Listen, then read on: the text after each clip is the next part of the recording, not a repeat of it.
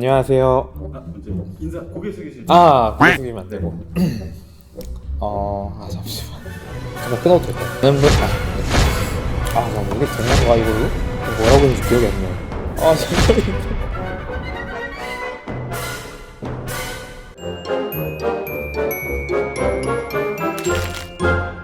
안녕하세요. 쉽기 쉬운 치과 이야기 치과의사 김민수입니다. 예전 영상에서 저희 문석준 원장님이 치과에서 가장 많이 듣는 질문으로 마취할 때 아픈가요?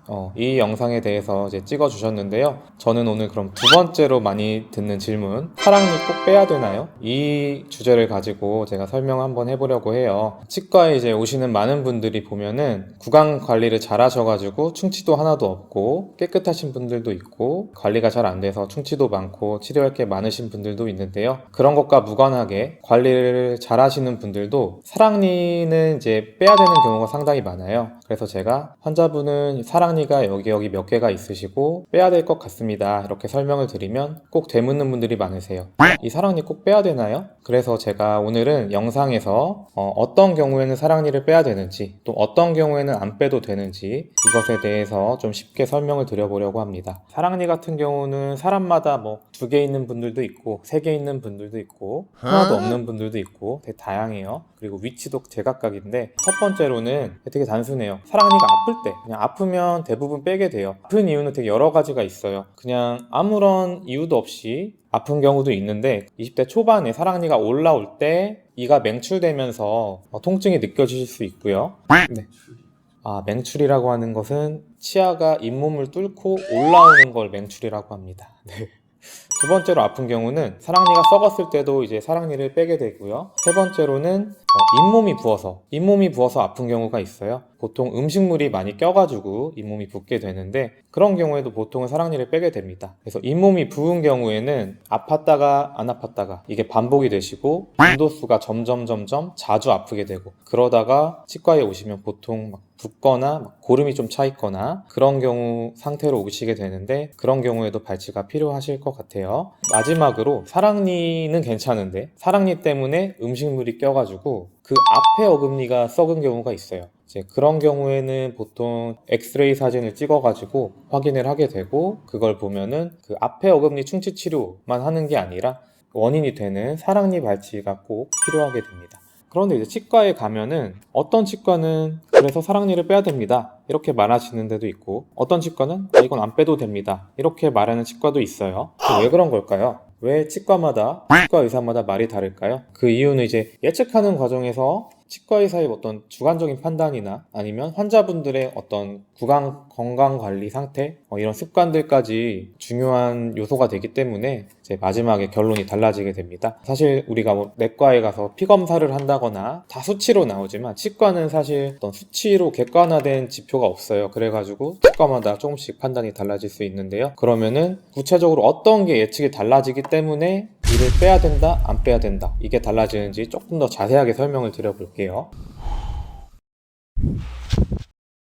제가 판단하는 기준을 말씀을 드릴게요. 사랑니가 똑바로 났는지를 처음에 봐요. 똑바로 나 있으면은 웬만하면 빼자고 안 하는데, 환자분의 입안 상태를 보고 양치질이 잘 안 되시는 분들이나 약간 썩어 있는 분들, 그런 경우에는 제가 설명을 드려요. 사랑니를 양치질을 더 열심히 해주시면 빼지 않아도 되는데, 양치질을 하기 어려우시죠, 양치질이. 그러면은 나중에 썩을 거기 때문에 미리 빼시는 것도 좋습니다. 그 다음에 두 번째로, 사랑니가 똑바로 나 있지 않고 비스듬하게 잇몸의 일부분 덮여 있는 채로 나 있으신 분들이 있어요. 그런 분들은 제가 음식물이 껴있는지를 봐요. 잇몸이랑 사랑니 틈으로 음식물이 좀 껴있다, 그리고 잇몸이 약간 부어있는 느낌이 있다, 이제 이런 경우에는 제가 또 말씀을 드려요. 여기 사랑니 쪽으로 음식물이 좀 잘 끼시는 편인 것 같고, 가끔씩 붓고 괜찮고 이렇게 반복되실 수도 있을 것 같아요. 이제 이런 경우에는 사랑니를 또 미리 빼시는 것도 좋습니다. 제가 이렇게 또 설명을 드려요. 세 번째로, 사랑니가 완전히 묻혀있는 경우도 있어요. 완전히 잇몸에 다 덮여서 보이지도 않는 경우, 이런 경우에는 제가 빼지 않아도 됩니다 라고 설명을 드리는데, 이제 엑스레이 사진에서 앞쪽 치아가 좀 썩었다거나 사랑니를 감싸고 있는 뼈가 녹았다거나 염증이 있어 보이는 경우에는 발치가 필요할 수도 있습니다, 이렇게 설명을 드리고 있어요. 당연히 사랑니가 많이 부어서 아파서 오신 분들, 이미 많이 썩어서 오신 분들, 그리고 그 앞에 어금니가 썩어서 오신 분들은 이거는 빨리 빼는 게 좋습니다, 이렇게 설명을 드릴 때도 있어요. 사랑니는 이제 이렇게 빼야 되는 경우가 있는데 또 반대로 빼야 되지만 또 빼기 어렵고 위험한 경우도 있어요. 그래서 득실을 잘 따져야 되는데요. 사랑니가 신경과 되게 가깝게 붙어 있거나 뼈 안에 너무 깊숙이 묻혀 있는 경우에는 빼는 게 위험하실 수도 있어요. 최근에 좀 이런 사건이 있었던 것 같아요. 어떤 치과에서 좀 젊은 환자분의 사랑니를 발치를 하다가 턱뼈가 골절된 사고가 있었던 것 같습니다. 최근에 이제 인터넷 커뮤니티에서도 많이 화제가 됐고, 뭐 뉴스나 신문에도 많이 나오고, 그리고 저희 치과 의사들 사이에서도 얘기가 많이 돌고 있어요. 사랑니 발치가 그만큼 위험하고 어려운 치료라는 건데 되게 안타까운 사건입니다.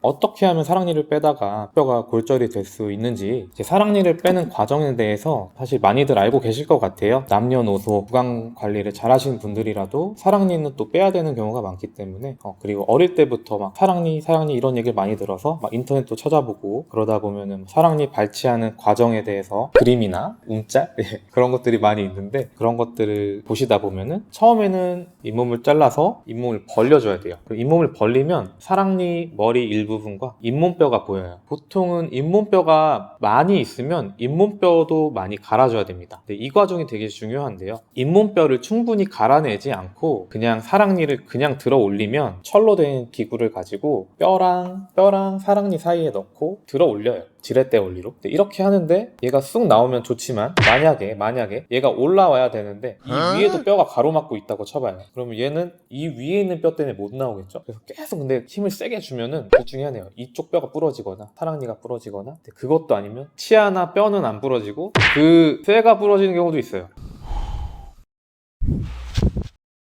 요즘 그 예. 엑스레이상으로 보면 어떻게 부러진 거예요? 저도 봤는데 뼈가 통째로 요 부분과 요 부분이 분리가 된 거고, 그 대학병원으로 가셔가지고 크게 수술을 하신 것 같아요. 그래서 턱뼈랑 턱뼈 사이를 그 철심 같은 걸 박아가지고 고정을 시키신 것 같아요. 환자분이 많이 고생하실 것 같은데 빠르게 쾌유하셔가지고 다시 일상으로 돌아가실 수 있기를 바라겠습니다. 사랑니 발치가 왜 이렇게 사람들 간에 이슈가 될까 생각해보면 사실은 무섭고 아프고 위험하기 때문인데요. 사랑니를 왜 뽑아야 되는지 꼭 필요한 경우에만 빼야 되겠죠. 그 다음에 위험한지 잘 살펴봐야 돼요. 그리고 신경이랑 가까우면 신경순성이 나타날 수도 있다. 그런 것들을 잘 알고 설명을 들으신 다음에 그 다음에 뺄지 말지를 잘 결정을 하셔서 경험이 많은 의사한테 수술을 받으시는 게 가장 안전할 것 같습니다. 네, 오늘은 사랑니를 왜 빼야 되는지, 언제 빼야 되는지 좀 설명을 드렸고요. 왜 치과마다 빼야 된다, 빼지 말아야 된다, 이게 왜 말이 다른지 이거에 대해서도 설명을 좀 드렸어요. 지금까지 쉽디 쉬운 치과 이야기 치과의사 김민수였습니다. 영상이 도움이 되셨다면 구독과 좋아요 그리고 알람 설정까지 부탁드릴게요. 안녕.